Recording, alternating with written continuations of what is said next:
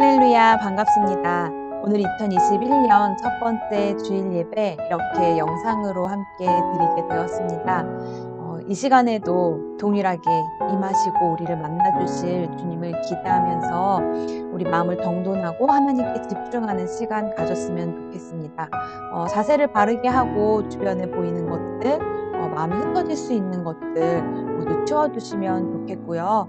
그리고 우리 이 영상을 보고 있는 기기의 유튜브 화면은 전체 화면으로 바꿔서 예배에만 생각하고 하나님께만 집중할 수 있도록 하면 좋겠습니다. 자, 준비가 되셨으면 이제 우리 기도하면서 하나님께 예배 올려드리도록 하겠습니다.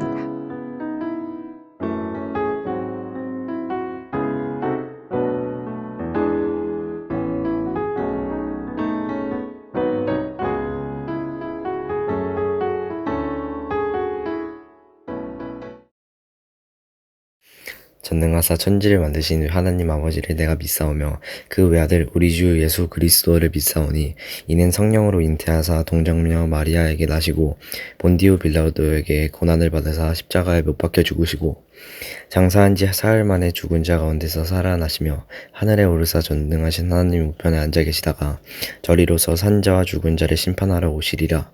성령을 믿사오며 거룩한 공예와 성도가 서로로 교통하는 것과 죄를 사하여 주시는 것과 몸이 다시 사는 것과 영원히 사는 것을 믿사옵나이다. 아멘.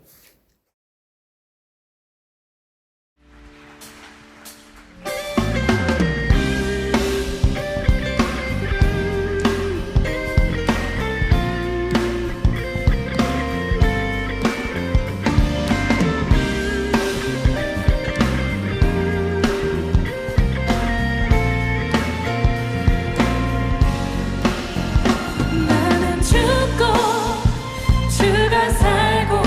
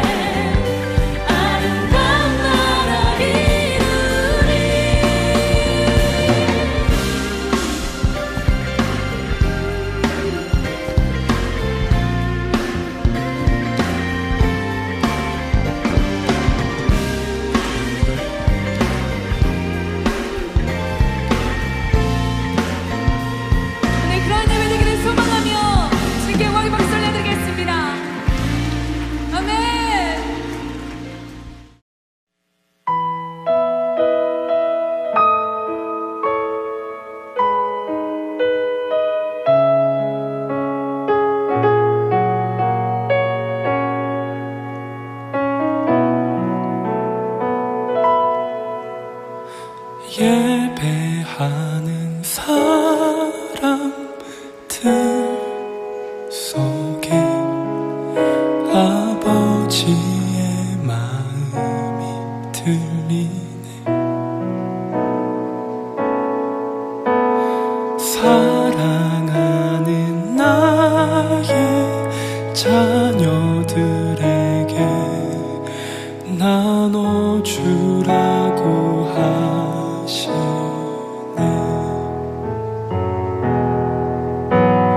마음이 가난한 이에게 축복을, 근심이 많은 이에게는 곁에 있을 수 있는 넉넉한 마음 허락하시길 우리는 기도합니다.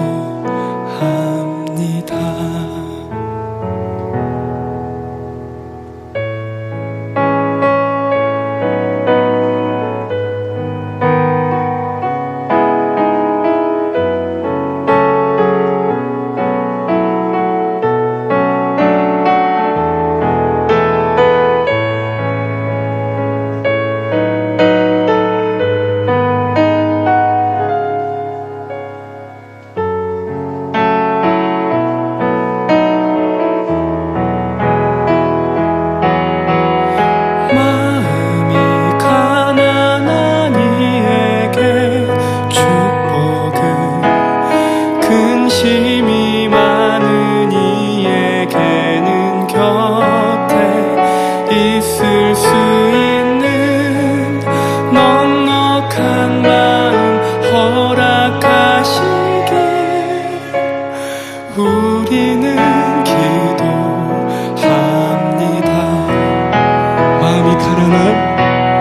마음이 가난한 이에게 축복을, 근심이 많은 이에게는 곁에 있을 수 있는 넉넉한 마음 허락하시길. 한 번 더 우리 같이 찬양합시다. 마음이 가난한 이에게 축복을, 마음이 가난한 이에게 축복을, 근심이 많은 이에게는 곁에 있을 수 있는 넉넉한 마음 허락하시길 우리는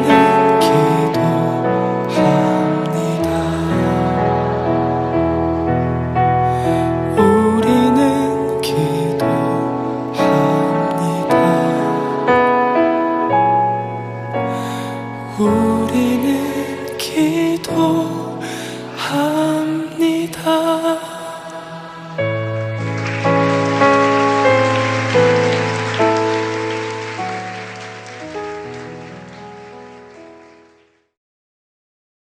기도하겠습니다.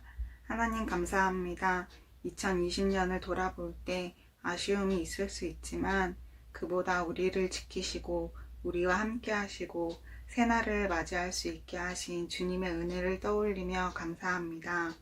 2021년 새로운 한 해를 기대감으로 맞이하게 하시니 더욱 감사합니다. 우리는 1초 후의 일도 알 수 없지만 모든 것을 아시고 이끄시는 주님을 의지하며 살아갑니다. 주님, 우리를 인도해 주세요.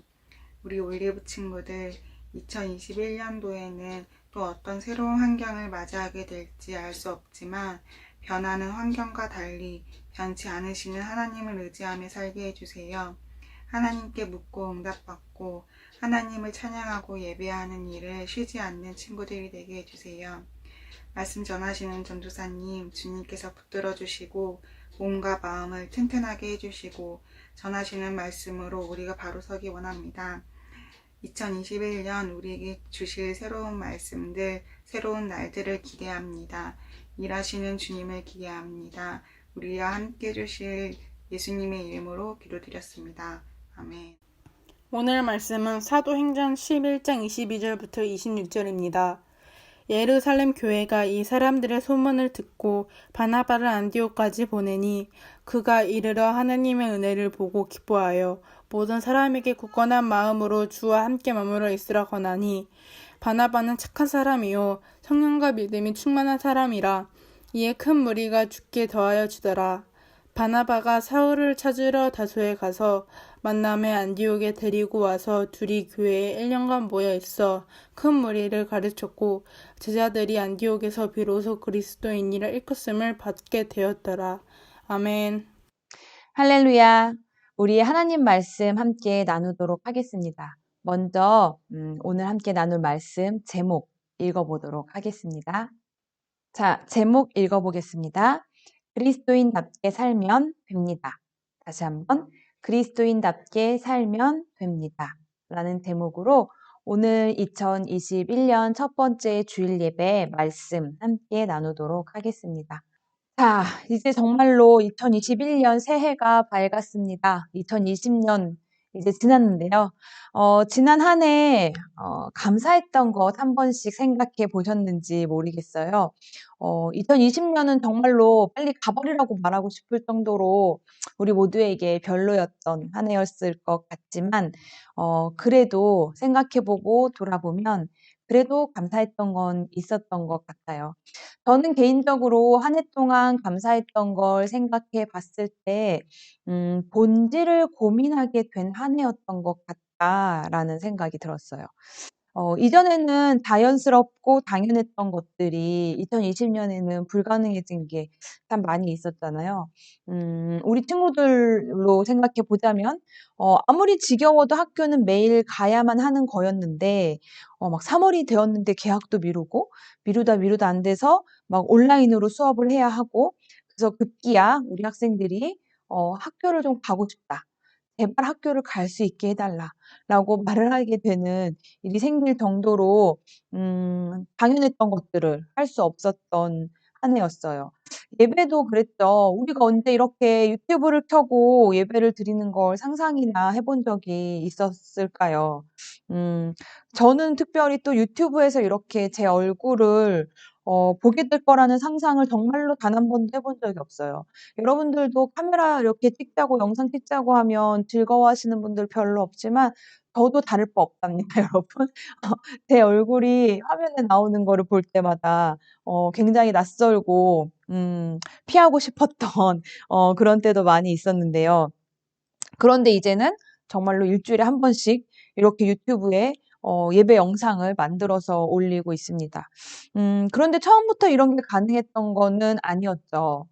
당연하게 생각했던 것들이 불가능해지니까 그러면 불가능한 그 상황은 어쩔 수 없어서 모이는 것, 더 많이 모이는 것, 더 많이 만나는 것은 포기한다고 하더라도 그래도 절대로 포기하지 말아야 할 거는 뭘까?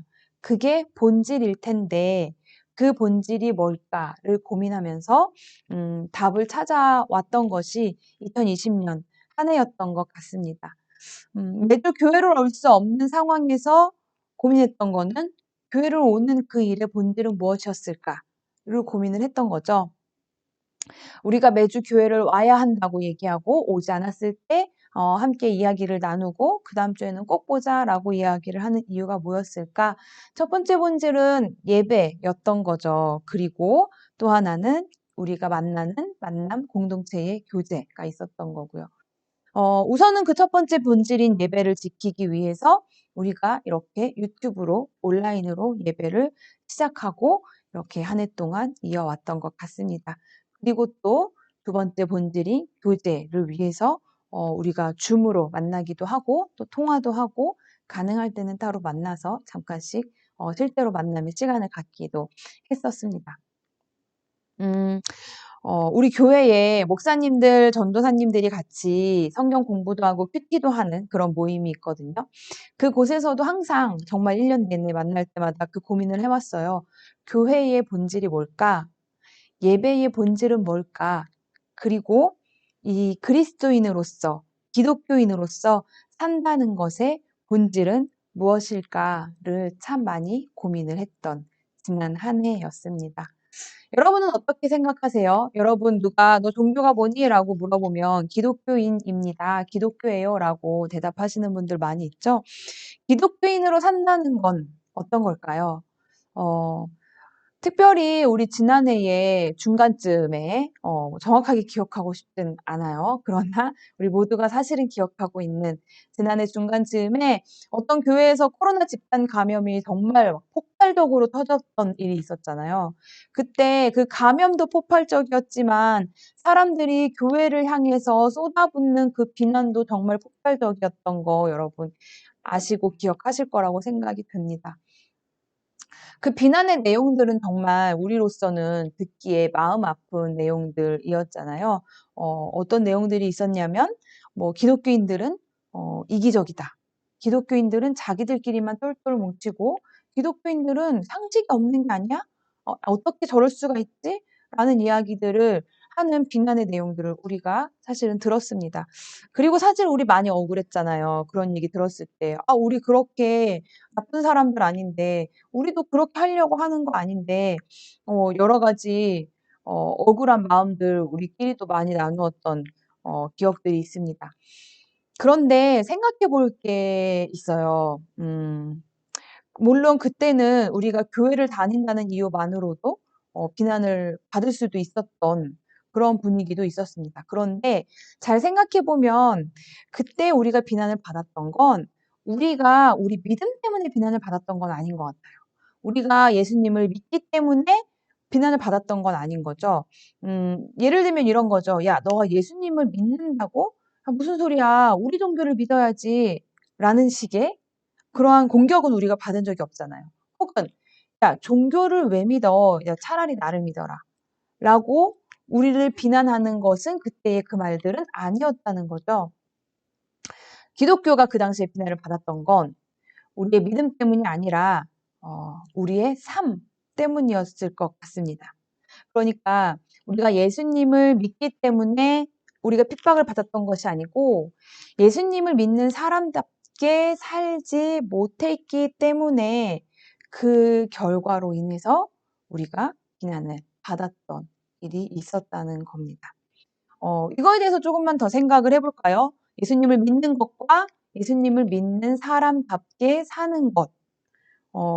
이게 무슨 소리야? 하시는 분 혹시 있으실지 모르겠어요. 이 두 개가 다른 거야? 똑같은 거 아니야?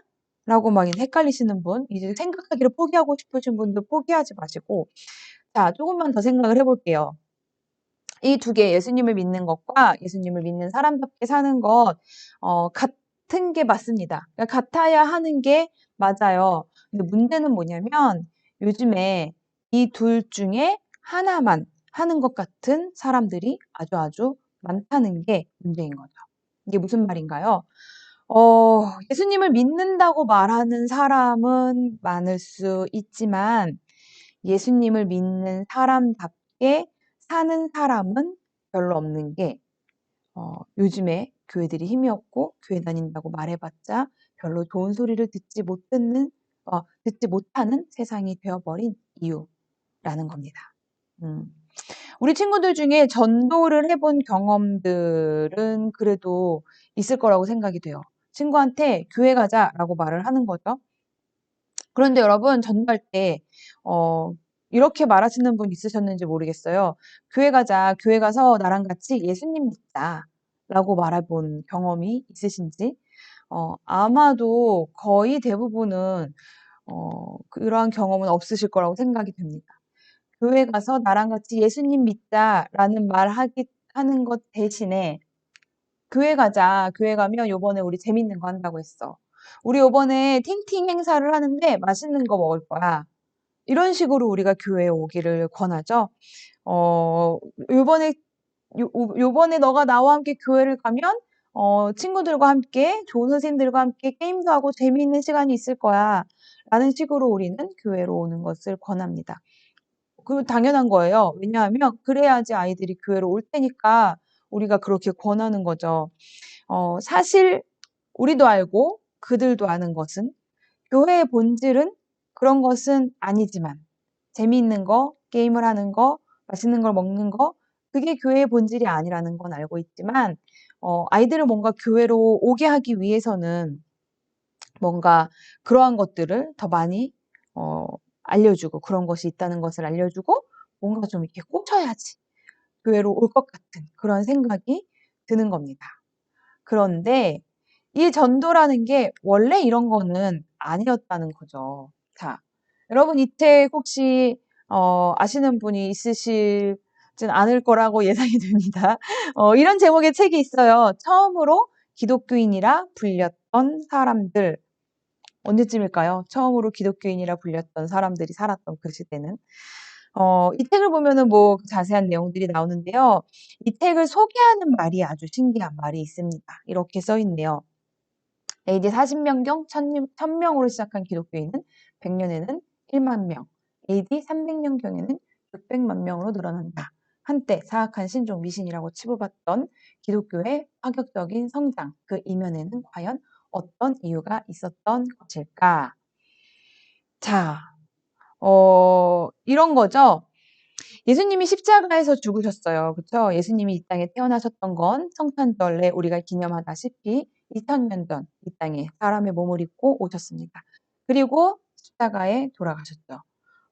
그리고 나서 우리 예수님 부활하셨고, 그리고 하늘로 올라가셨다. 그런데 여러분, 예수님을 믿지 않는 사람들은 십자가에서 죽으셨다라는 사실까지는 인정한다고 했죠.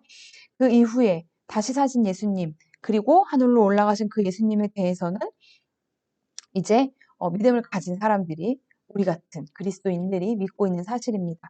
그 당시에도 그랬어요. 예수님이 사시고 돌아가셨던 그 시대에도 부활과 승천을 직접 본 사람들은 사실 몇 사람 안 되잖아요. 그러니까 그 외에 다른 수많은 사람들은 예루살렘 땅에 나사렛 땅에 예수라는 사람이 살았고 이러이러한 사람이었고 이러이러한 기대를 받았던 메시아라고 생각되었던 사람이었는데 십자가에서 죽었다. 거기까지는 많은 사람들이 다 알고 있는데 그런데 그 이후에 부활을 하셨다더라. 그 이후에 하늘로 올라가셨다더라. 라는 말만 들었던 사람들이 굉장히 많았던 시대였던 거죠.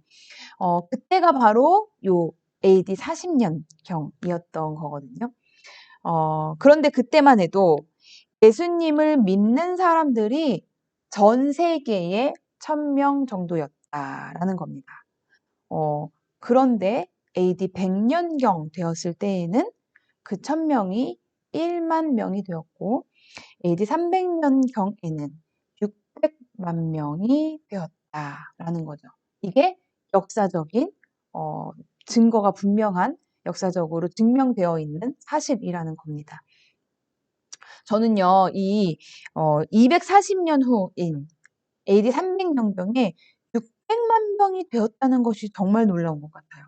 사실 뭐 60년 동안 10,000명 될 수도 있겠죠. 그쵸? 그런데 그것이 사그라들지 않고 그 사람들의 모임이 사라지지 않고 300년이나 이어진 데다가 그 숫자가 600만 명이라는 것은 어떠한 사람이 만들어낸 종교, 사람들이 만들어낸 모임, 그것으로는 답을 할 수 없는 놀라운 성장의 역사다라는 거죠.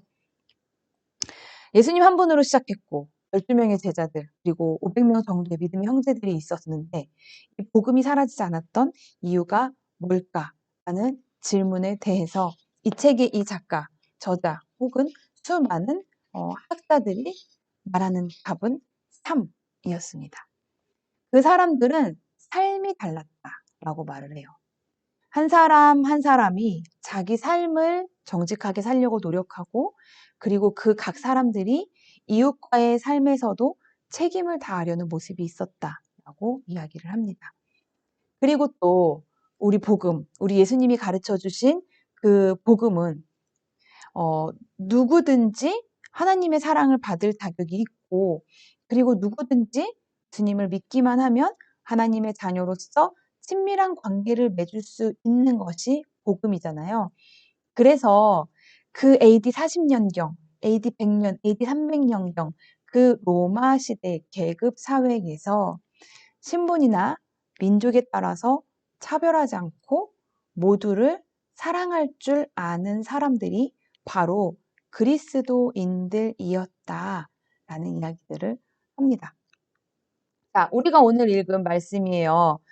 사도행전 11장 19절 말씀인데요. 우리 함께 읽어보도록 하겠습니다.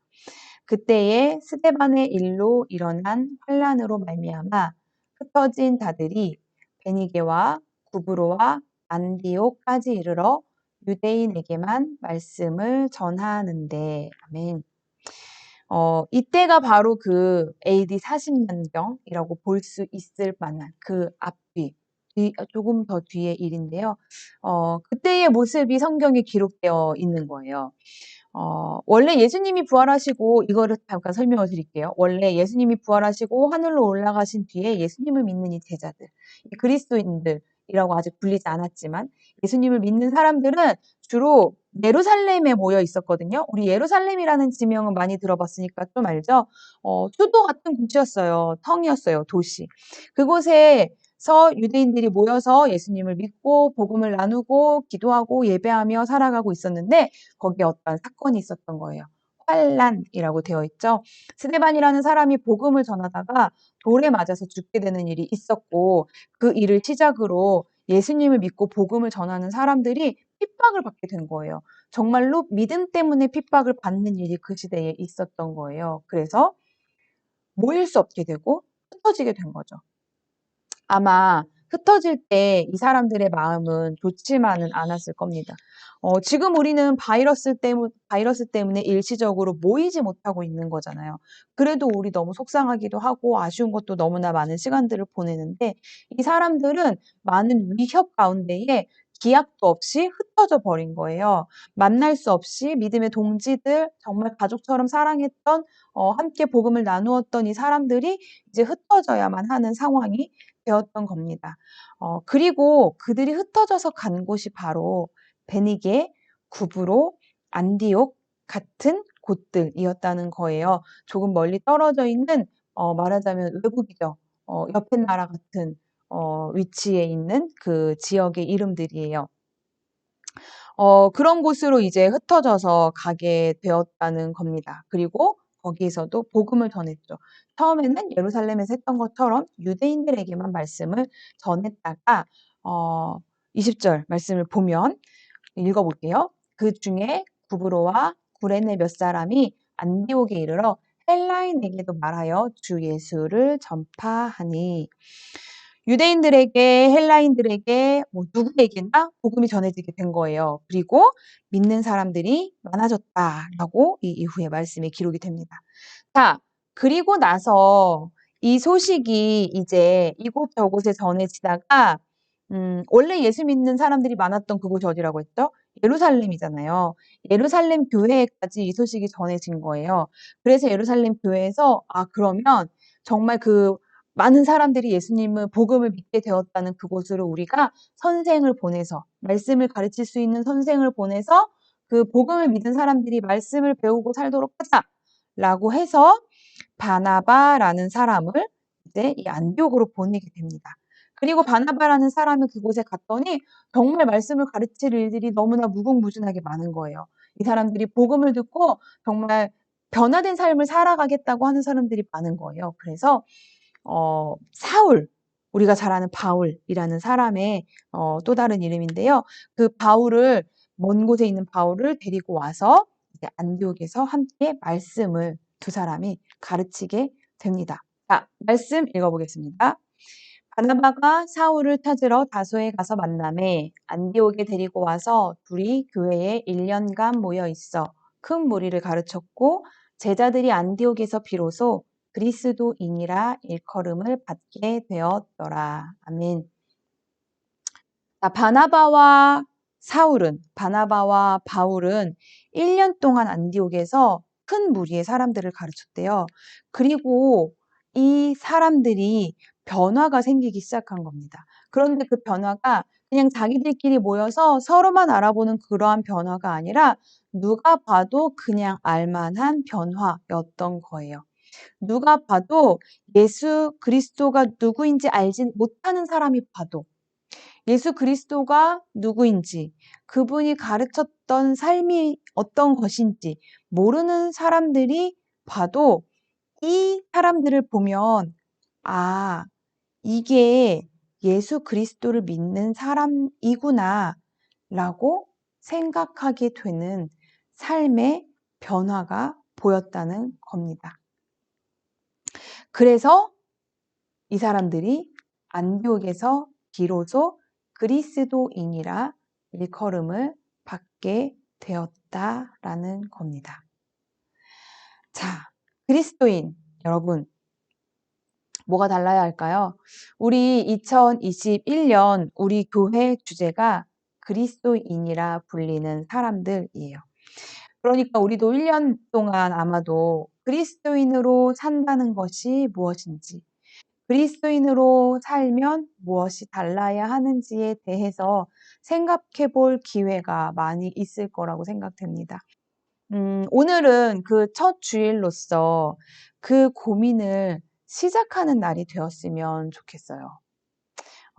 안디옥이라는 곳에서 예수님을 믿고 말씀을 배운 그 사람들은 그들이 무엇을 믿고 있는지가 분명히 티가 났다고 합니다.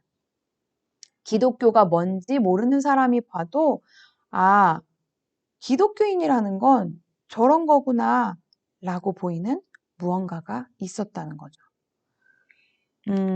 글 하나 소개해 드릴게요. 여기서의 그들은 그리스도인의 인들, 그 시대, 그 안디옥에서 그 이제 40년, 100년, 300년 대에 살았던 그 그리스도인들에 대해 쓴 어떤 분의 글의 일부분인데요. 그들은 타협하지 않으면서도 사회에 적극적으로 관여했고, 지나치게 고립되지 않으면서 사회와 적당한 거리를 유지했다. 라고 설명을 했습니다. 이 제럴드 시처라는 사람이 이 토기 그리스도인들의 모습에 대해서 얘기를 한 부분이에요. 그리스도인들은 타협하지 않았지만 사회에 적극적으로 관여했다. 이게 어떤 모습일까요, 여러분? 고립되지 않았지만 그러나 세상과 적당한 거리를 유지했다. 이러한 모습이요. 주변 사람들을 변화시켰고 결국은 세상을 변화시켰다는 겁니다. 자, 우리의 삶을 한번 돌아보았으면 좋겠어요. 이렇게 영상으로 주일 예배를 드리고 있는 친구들이라면 예수님을 믿는 사람들일 거라고 생각이 됩니다. 그러면 나는 예수님을 믿는 사람으로서 예수님을 믿는 사람답게 살고 있는지를 생각해 보면 좋겠습니다. 예수님을 믿는 사람답게 정직하게 있을 수도 있을 거고요. 예수님을 믿는 사람답게 사랑하면서 사랑을 행하면서 살아가는 것 있을 수 있을 거고요. 예수님을 믿는 사람답게 이웃과 세상을 향해 나의 책임이 무엇인지를 찾고 그 책임을 다하면서 살아가는 것 있을 수 있을 겁니다. 예수님을 믿는 사람답게 세상 풍조에 휩쓸리지 않고 성경 말씀을 지키면서 살아가는 것도 우리가 찾아봐야 할 삶의 모습일 겁니다. 그리스도인으로서 나는 삶의 여러 순간들마다 그리스도인답게 선택하며 살고 있는지를 고민하는 한 해가 되었으면 좋겠습니다. 우리 이 시간 말씀을 기억하며 또 2021년 한 해를 생각하며 기도했으면 좋겠습니다. 내가 예수님을 믿는 사람으로서 예수님을 믿는 사람답게 그리스도인답게 살기를 원하는데 주님, 그러한 삶의 모습이 무엇인지 먼저 내가 알 수 있게 해주시고 그리고 그리스도인답게 살아갈 수 있는 그 삶을 순간순간 선택할 수 있는 믿음과 용기를 나에게 주시옵소서 이렇게 기도하면 좋을 것 같습니다. 그렇게 할 때 세상 사람들이 나를 보고 예수 그리스도를 믿는 사람의 삶은 저런 거구나 라고 알 수 있는 그러한 그리스도인이라 불리는 사람이 되게 해달라고 주님께 기도하겠습니다.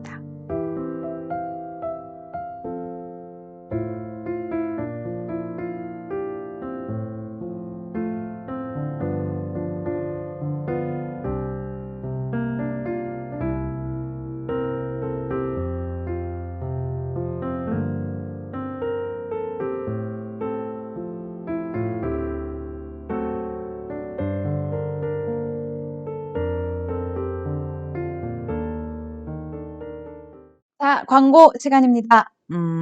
우리 특별한 광고가 있지요. 우리 그 제자훈련 학교를 지난 연말에 열심히 진행을 했잖아요. 대면이 가능했던 때에는 대면으로 우리가 모여서, 정말 좋았죠. 행복한 시간이었습니다. 대면으로 모여서, 제자훈련 학교를 진행을 했었고, 그리고 그게 어려워졌을 때 이제 줌으로 계속해서 정말 끊임없이 열심히 모였고, 지난주에 드디어 당당 요번에 12주였어요. 12주의 시간을 마치고 우리 모든 학생들이 졸업을 할 수 있게 되었습니다. 정말 여러분 진짜 잘하셨어요. 우리 주영이, 주은이, 영산이, 수빈이 이번 세 번째 제자훈련학교 3기 학생들이었는데요. 정말 그 어느 때보다 정말 여러분 모범적이었고 정말 잘하셨습니다. 졸업식은 추후 다시 할 거예요. 왜냐하면 우등상을 드려야 되거든요. 우리 그 정말 그 정해져 있는 그 점수가 또 있잖아요. 그래서 여러분들이 정말 너무나 열심히 해주셨기 때문에 그중에 더 많은 상도 드리고 싶고 더 많은 축하도 해드리고 싶어서 선생님과 제가 열심히 지금 고민 중에 있습니다. 그래서 여러분들 마지막까지 숙제도 내시고 시험지도 내시고 하시는 분들 있었는데 정말 잘하셨고요. 아직 마무리 안 되신 분들은 잊지 말고 꼭 내시고 그리고 우리 졸업식은 또 추후에 진행을 하도록 하겠습니다. 우선은 너무나 축하드리고 잘하셨습니다. 네, 그리고 이제 4기 제자훈련 학교는 또 다시 공지를 드리도록 할게요. 거리두기가 17일까지 연장이 되었더라고요. 그래서 우리도 다음 주, 그 다음 주까지는, 아주 확정적으로 이렇게 또 영상으로 예배를 드리게 될 것 같습니다. 중2반 학생들이 다음 주에는 영상 예배위원이 되겠고요. 선생님과 상의해서 놓치지 말고 꼭 예배 순서에 참여하시면 좋을 것 같습니다. 1, 2월 큐티책 아직 못 가져가신 분들이 몇 명 있으세요. 받아가실 수 있도록 꼭 연락 부탁드립니다. 자, 이제 우리 예배를 마치면서 세상을 향해서 나가는 여러분들을 축복하며 파송하는 기도 드리고 예배 마치도록 하겠습니다. 하나님 아버지 앞에 예배드린 예배자들을 축복하며 기도합니다. 하나님, 예배드린 우리 모두의 삶 가운데에 함께하여 주시옵소서. 그리스도인답게 살아가는 삶의 맛을 보기 시작하는 이 한 주간 되도록 주님 함께하시고 동행하여 주시옵소서. 거룩하신 예수님의 이름으로 기도드립니다. 아멘.